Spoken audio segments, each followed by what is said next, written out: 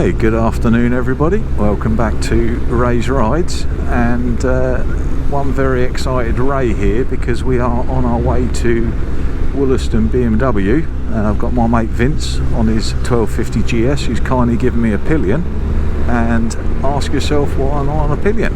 That's because I'm off to collect my new 1300 GSA. So it's been on order for a couple of months, and yeah, today's the day, so really excited.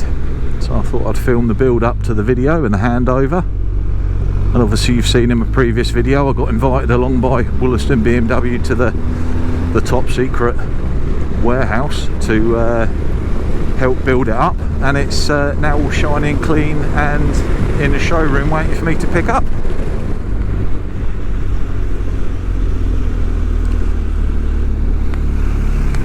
So here we are in the lovely little, well, I think it's a hamlet, it's a bit big, but village of Stoke Bruin. It's quite local to me. Some nice little country roads around here to ride around. So I brought my first adventure bike, which was a used air-cooled GSA, I think it was, 1200. It's a bit of a cliche, but I sort of fell in love with the looks and the round the world thing with the original long way round, and I cut myself out one of the newspaper articles and had a picture of Ewan and Charlie's bike, and I stuck that in my office, and it's been there ever since. And from then on I've sort of had several GS's. I upgraded that and brought myself a 1200, and then on to the 1250. Did briefly move away for a couple of years and went on to the KTMs and brought myself the 1290 Super Adventure R. Then I brought myself the S version. I actually think I preferred the R, and I've had the S version about a year, but I've just not really gelled with it, so I've chopped that in and gone back to BMW. I think it's the brand and the heritage as well that I like about BMW, and hopefully this one, she's going to be a keeper for many years to come, and we'll have lots of travels on her, and I'll obviously be filming it as well, and I'll take you with us. So we're not too far from Wollaston now. I'll let you know when we get there. Here we are, Wollaston. I've done all the paperwork. I feel slightly sick, but there's the result. She's all mine. Right, let's get her outside, Will. You ready? Yep. Good stuff.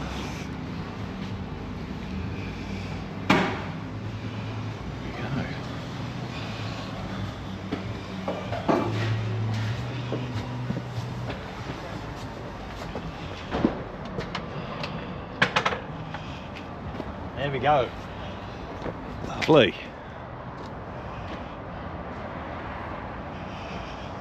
Right. Oh, you don't want that in shot. Oh. That's it.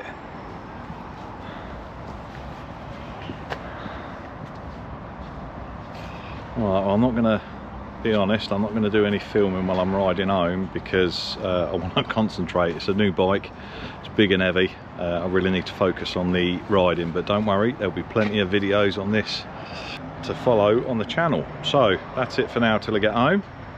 Take care, and we'll see you in the next one. And it really is time to hit the road.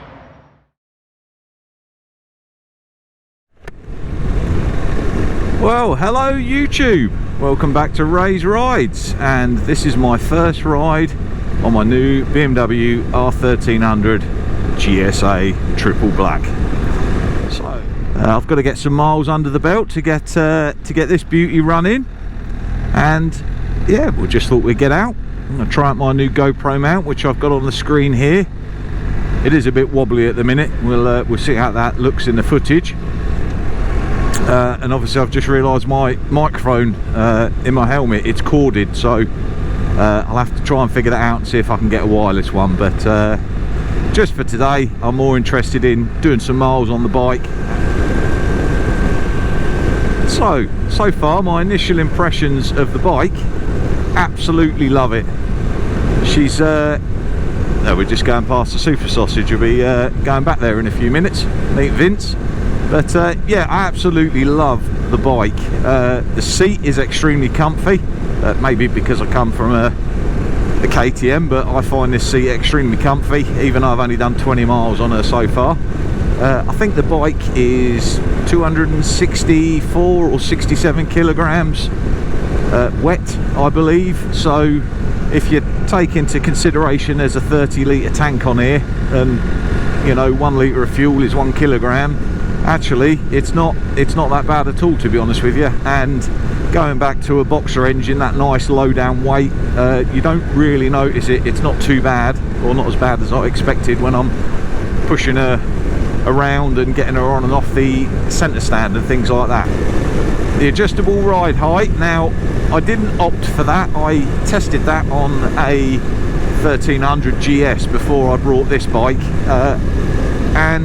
yeah, the seat height on this is, I think it's 870 in its lowest and 890 in its highest. I'm 5'11", or in between 5'10" and 5'11", and I can comfortably get both feet on the floor. I wouldn't say completely flat on the floor, but there's enough of my feet on both sides to make contact with the ground. So yeah, I decided not to go for that. And one thing I did notice on the GS when I had it is you have to have the ignition switched on for it to be active, and obviously if you've turned your bike off, you then got to turn your ignition back on to get it to kind of work. But yeah, I just didn't think that I needed it, to be honest with you. So it was, I think it's £515, but yeah, it's an option that I didn't go for. As I say, my plan at the moment is hopefully we've got a few nice days left at you know, in this year. It's late October now, it'll be November next week. Oh, and actually worth noting, Wollaston have got the official launch. So Wollaston Motorrad in Northampton, they've got the official launch of the GSA on the 2nd of November, which is next Saturday. So if you're local and you want to come down and take one out for a test ride and swing your leg over one and see what it's all about, then give the guys at Wollaston a call, and I'm sure they'll hook you up. So running in for the GSA, what does it need? Well, 600 miles of varied gentle riding according to the manual, and I will obviously be sticking to that. I do like to run my bikes in as per manufacturer's recommendations, so I'll be taking it nice and easy, keeping her under 5,000 RPM, and allowing the brakes to tough word to say, isn't it, all at once, allowing the brakes to bed in for a couple of 100 miles. So I've just arrived at the Super Sausage. Here's mine, and lo and behold, there's a 1300 GSA Rally, and I've met a lovely guy called Steve who's literally picked his up a day after mine from Wollaston. So yeah, they're just kind of here, but I wanted to do a bit of a comparison of the sort of like the bikes, really. I mean, they're exactly the same, but obviously Steve's gone for those nice forged enduro wheels, but other than that, I think the only differences are the indicators on mine are on the hand guards, whereas on the rally version you actually got the indicators there and just standard hand guards, and then I guess the windscreen is slightly different, but actually that's quite a decent size, but then obviously you've got a slightly larger one on there. But I think this is the more off-road orientated one, which I'm sure Steve's going to be having some great adventures on as well. So yeah, just 2 GSAs in the sun, both with about 30 miles on, so we're both gingerly running them in. But yeah, there we go. I think I will say, I was talking about how light it is, but when you're navigating through these tiny little pathways, you can feel the weight a bit. But oh, look at that, it's a blast from the past. MG Metro, very nostalgic.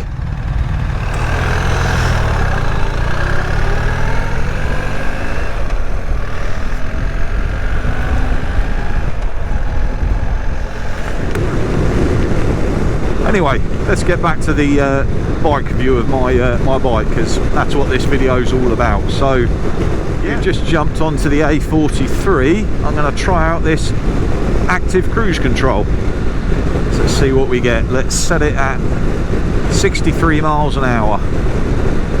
Now obviously for active cruise control to work, I've got to have a car in front of me that's going slower than 63 miles an hour, so we may not actually catch up with one,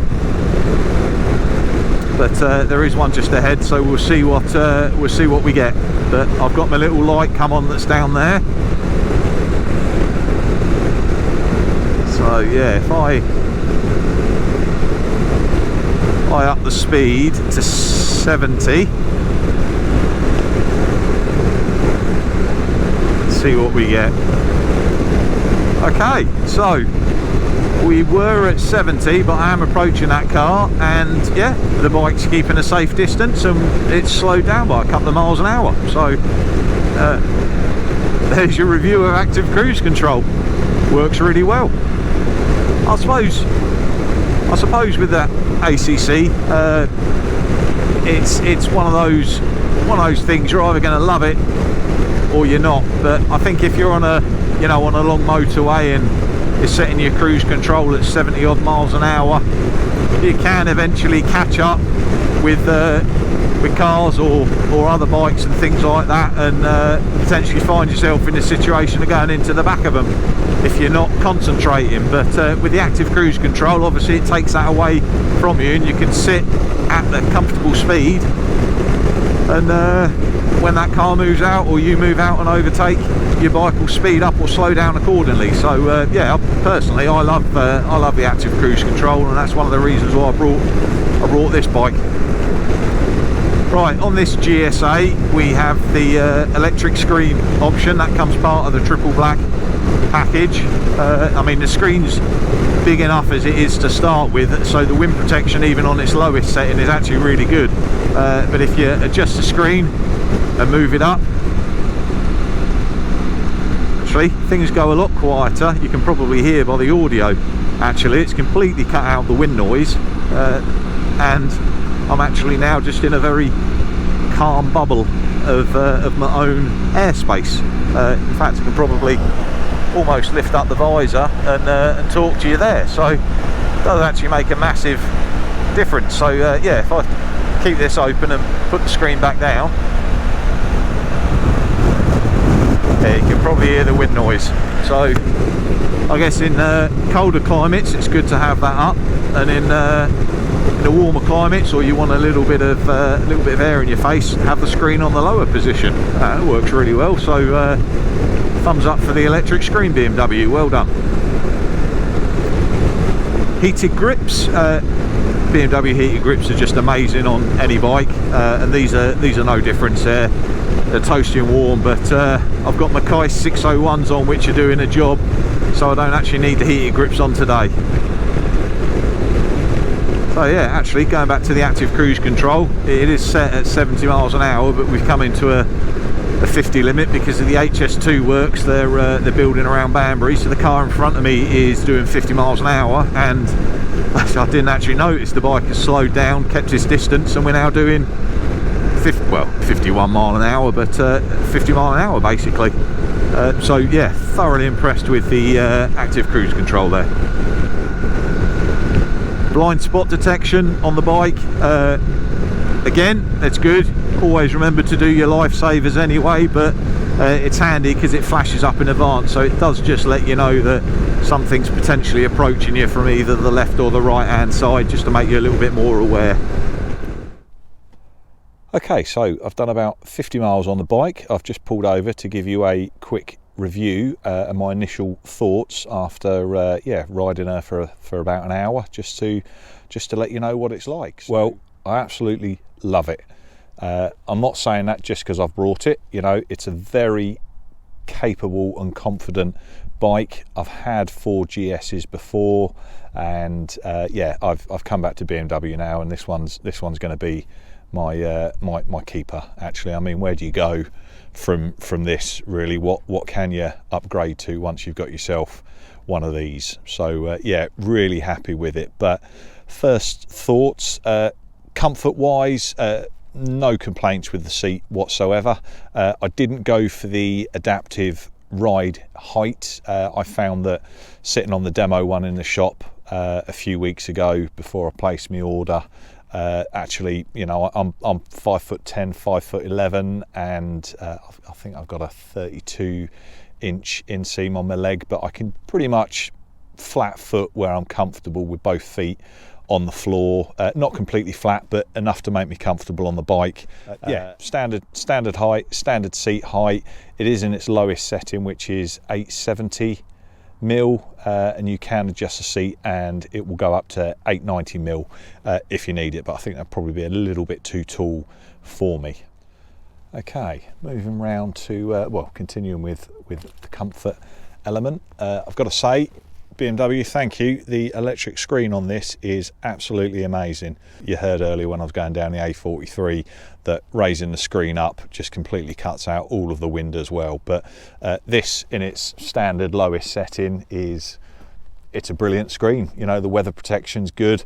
I would imagine when the wet stuff comes as well, with a front end the size of that, it's going to keep a good job of, you know, keeping pretty much all of your body dry, really. So at this point in the video, I'd pulled over and had every intention of letting you know the spec of the bike with the packages and the prices and everything that I've put on her.